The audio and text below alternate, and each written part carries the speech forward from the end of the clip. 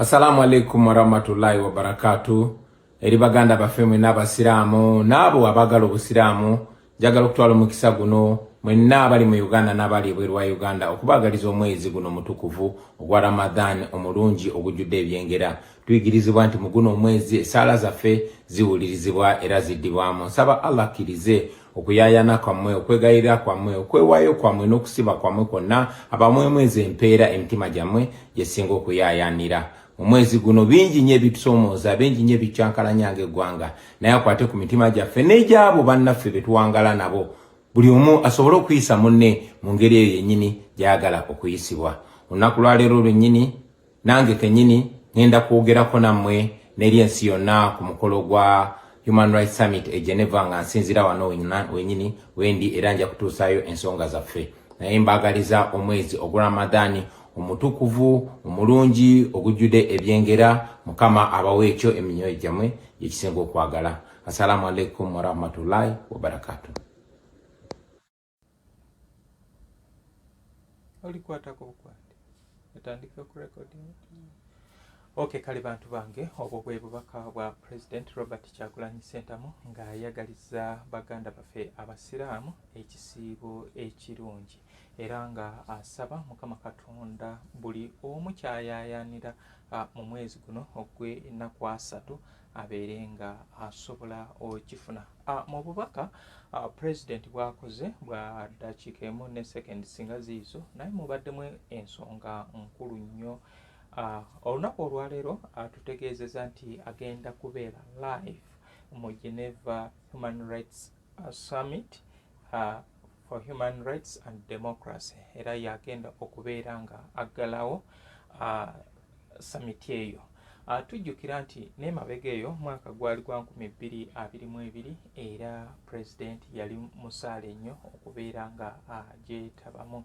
Kale bingi bisaatiza abakungu wano olw'okuba nti balaba omuntu abuze naye nga afunye nnyo attention ey'abantu ab'enjawulo. Emabegaawo twalaba nga European Union Parliament ng'ediscussinga ku mbeera eya His Excellency Robert Kyagulanyi Ssentamu aka Bobi Wine nga basinziako ebyaliwo mu kalulu, ebyaliwo mu political campaign n'ebyo ebiriwo obudde buno bw'abanga okutuusa kati abuze. Kale bingi bye tusuubira olunaku olwaleero okubeera nga biva mu mukulembeze Robert Kyagulanyi Ssentamu era banankyukakyuka bonna we bali balindiridde okubeera nga bawuliza obubaka obw'omukulu Robert Kyagulanyi Ssentamu bw'agenda okutuusa eri ensi. Era neekakasa nti n'abali mu gavumenti n'abo abali ku ludda oluvuganye era nabo bangi beesunze okuwulira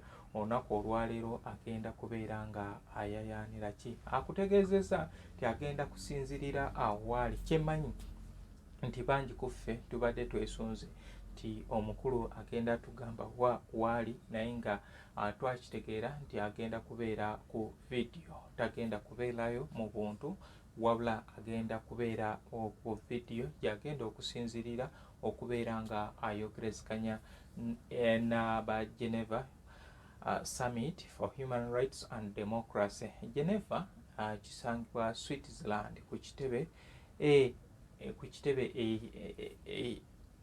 kigambibwa nti ensi Switzerland y'ensi ekyasinze okubeera peaceful era ensi Switzerland ekyasinze okubeera mu international headquarters ez'ebitebe eby'enjawulo olw'embeera bo engeri gye beeyisaamu. Kale bangi obudde buno bali awo beesunze. Kale baganda bange abasiraamu mwena gye muli, nange nsinzirira wano nga Muzungu David okubagamba nti mbaagaliza ekisiibo ekirungi.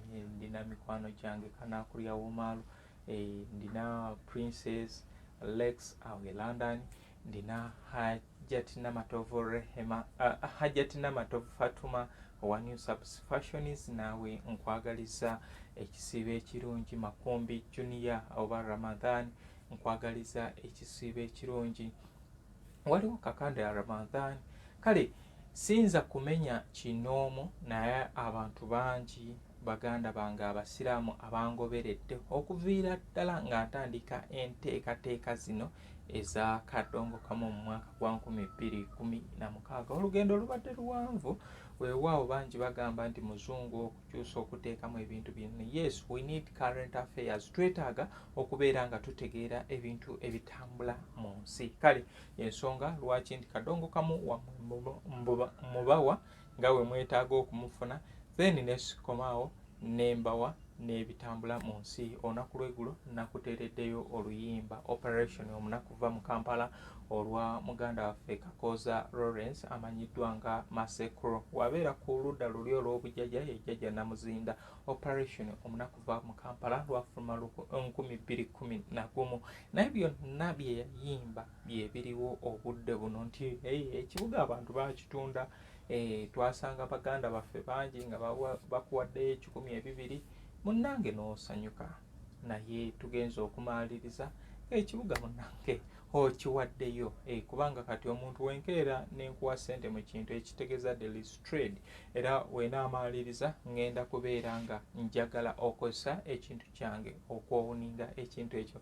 Kati abatembeeyi, ababoda, abatakisi na buli omu ali mu kifo obaoliawo ekiyinza okubeera nga si kituufu, bakugambye va mu Kampala. Wonoolemera mu Kampala dda ewamwe Kyegeggwa, dda enamutumba enamutamba, genda otandike eyo obulamu. Kale bwe tutyo we twali mu kunoonya akalulu, His Excellency Robert Kyagulanyi Ssentamu yatugamba lwatu nti tujja kiwulira titutinkiza batuwa 10 batuwa 200, naye gye bujja awo tugenda kubanga ekintu kye tukoze twongera okubeera nga tukisasulya. Kale bantu bange nkedde okubanga nange nyongereza ku bubaka wa His Excellency Robert Kyagulanyi Ssentamu obw'okwagaliza baganda baffe abasiraamu ekisiibo ekirungi. Kale n'abaganda baffe abakristaayo nabo ekisiibo baganda baffe abakristaayo ekisiibo bakitandika leero, ndowooza leero ebeera Ash Wednesday.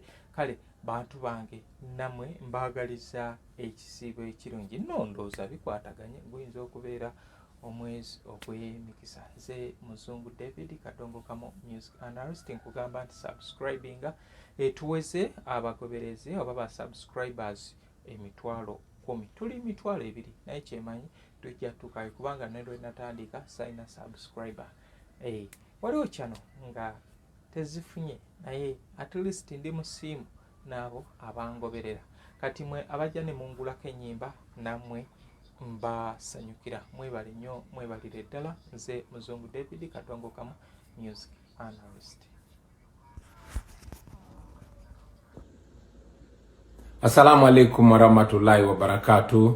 Eri baganda baffe n'abasiraamu n'abo abagala obusiraamu, njagala okutwala omukisa guno mwenna abali mu Uganda n'abali ebweru wa Uganda okubagaliza omwezi guno mutukuvu ogwa Ramadan omulungi ogujjudde ebyengera. Tuyigirizibwa nti mu guno omwezi esaala zaffe ziwulirizibwa era ziddibwamu. Nsaba Allah akkirize okuyaayana kwammwe, okwegayirira kwammwe, okwewaayo kwammwe n'okusiba kwammwe kwonna abamwemwezi empeera emitima gyammwe gyesinga okuyaayaanira. Omwezi guno bingi nnyo ebitusomooza, bingi nnyo ebikyankalanya ng'eggwanga, naye akwate ku mitima gyaffe n'egy'abo bannaffe be tuwangala nabo. Buli omu asobole okuyisa munne mu ngeri eyo yennyini gy'ayagala okuyisibwa. Olunaku lwaleero lwennyini nange kennyini ngenda kwogerako nammwe n'eri ensi yonna ku mukolo gwa Human Rights Summit e Geneva nga nsinzira wano wennyini wendi era nja kutuusaayo ensonga zaffe. Naye mbaagaliza omwezi ogwa Ramadani omutukuvu omulungi ogujjude ebyengera, Mukama abawe ekyo eminyoyo gyammwe gyekisinga okwagala. Assalamu alaikum warahmatullahi wabarakatuh.